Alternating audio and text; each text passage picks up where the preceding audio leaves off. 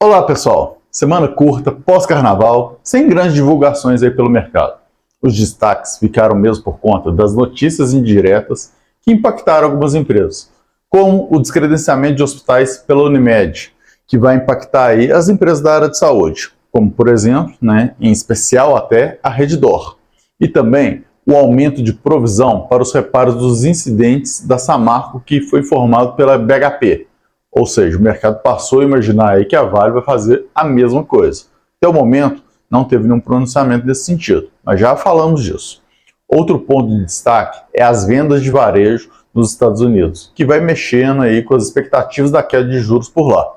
Meu nome é Fernando Franklin e aqui descomplicamos o mundo financeiro discutindo as informações mais relevantes no nosso resumo semanal de notícias.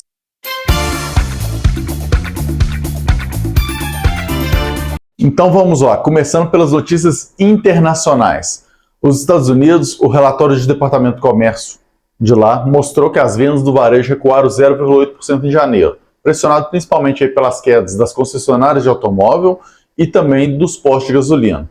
Isso aí gera um alívio muito grande na expectativa aí de queda de juros, ou seja, aumentou a expectativa de queda de juros. Por quê? Porque a partir desse momento, com a economia aí não tão aquecida, pode ser que tenha uma queda de juros para tentar aquecer a economia. Então é esse que é o cenário que o mercado começa a enxergar, uma possibilidade de queda de juros mais fácil quando a economia está menos aquecida, tá pessoal? Então é o ponto da gente ficar de olho.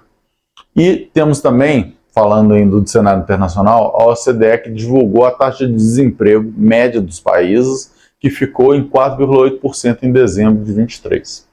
Vale a comparação com o Brasil, que fechou 7,4% em dezembro também. Então a gente tem um cenário aí mostrando que o Brasil está bem acima da OCDE, mas é a média interessante, uma média que está ainda um pouco mais alta do que já esteve, porém manteve aí mais ou menos em linha do mês anterior, o que é positivo, e abaixo dos 5% também, que era positivo. Então o mercado achou isso aí interessante. Passando já para as notícias nacionais, a pesquisa Focus ela trouxe uma queda forte no IGPM, então um ponto para a gente acompanhar também, em relação à semana anterior, essa queda forte. Tá? E aí a perspectiva para fechamento de 2024. Agora a perspectiva é de uma alta de 3,67, contra 3,80 e poucos que estavam anteriormente. O Ibovespa fechou a semana aí com uma alta de 0,55% a 128.726 pontos, no ano uma queda de 4,07%. E foi muito baseada aí essa alta até na questão dos juros, da expectativa de queda de juros lá nos Estados Unidos, deu uma impulsionada bastante, e também na alta da Vale, que a gente já vai falar aqui dela agora, porque nos fatos relevantes do mercado a gente separou que é a Vale, que ela ainda não definiu o próximo CEO, é um ponto de atenção, está tendo aí repercussão de quem vai ser, mas até as próximas especulações de se renova com o Bartolomeu, que é o presidente atual, ou se traz um outro, tá? A expectativa é até de ser o indicado, que é o presidente da Cosan, é um cara de mercado, então não é tão ruim assim essa troca, só tem um cenário político aí por trás da necessidade da troca que não é bem visto, mas é um ponto que ainda vai ser discutido pela Vale. Então a gente tem que continuar esperando e aguardando qual que vai ser a decisão. Também pode anunciar aí a provisão relativa a Samarco, já que a BHP aumentou em 3 bilhões a provisão dela, então existe uma expectativa da Vale fazer a mesma coisa, é algo que está entrando no radar, mas é um valor que já estava meio que precificado pelo mercado de uma forma ou de outra, quando surgiram notícias anteriores aí.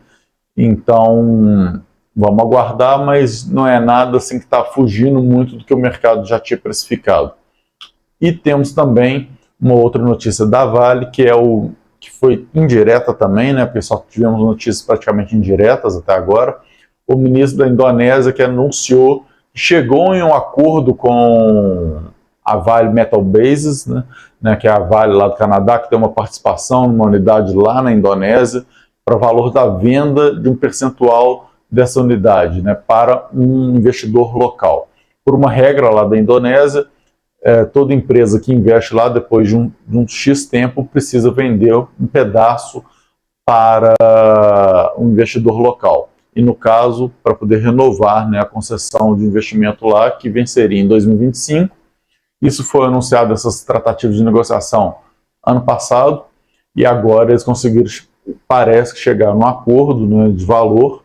O ministro diz que é um valor abaixo aí de mercado, mas se chegou num acordo, eu acho que está de bom tamanho para poder resolver o assunto e da sequência, né? E passando por fim, para a gente terminar aqui da questão dos hospitais, né, que a Unimed informou que vai descredenciar, né, 37 hospitais, alguns deles aí de forma completa, outros de forma parcial, descredenciando, por exemplo, emergências, e o fato é que algumas empresas listadas na Bolsa de Valores vão ser descredenciadas, e isso pode impactar aí o resultado delas.